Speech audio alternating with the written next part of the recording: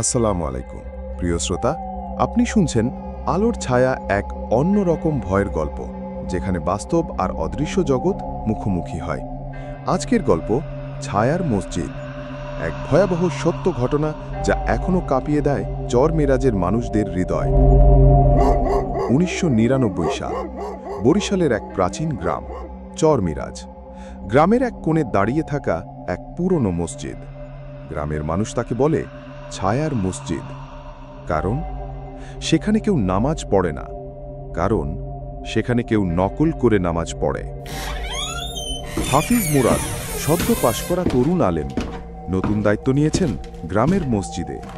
যখন শুনলেন ওই পুরনো মসজিদে নামাজ হয় না, তখন বললেন, আল্লাহর ঘরে ভূত থাকবে কেন?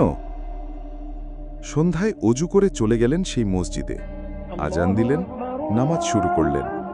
কিন্তু দ্বিতীয় রাকাতে একটা কণ্ঠ বলল, আল্লাহু আকবার।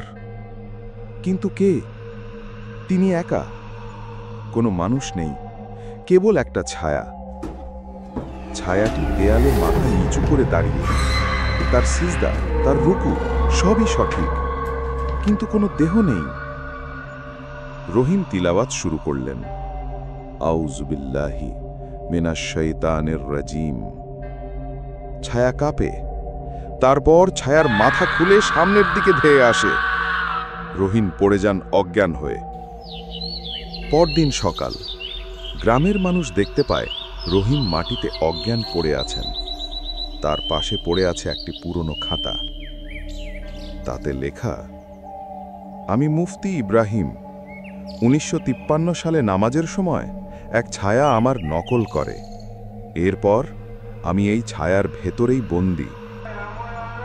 গ্রামের আলেমরা সিদ্ধান্ত নেন 7 দিনের কোরআনের খতম হবে মসজিদে। সপ্তাহ শেষে আর দেখা যায় না ছায়া। কিন্তু আজও রাতে কেউ কেউ বলে, মসজিদে অতিরিক্ত এক কাতার দেখা যায় যেখানে কেউ দাঁড়ায় না। প্রিয় শ্রোতা, আল্লাহর ঘর শূন্য রাখবেন না। আলোক শূন্য জায়গা অন্ধকারের হাতে চলে যায়। আপনি শুনছিলেন ছায়ার মসজিদ। আমি ছিলাম আপনার সাথী। আল্লাহ হাফেজ। ভয় আর ইমানের মাঝামাঝি দেখা হবে আবার।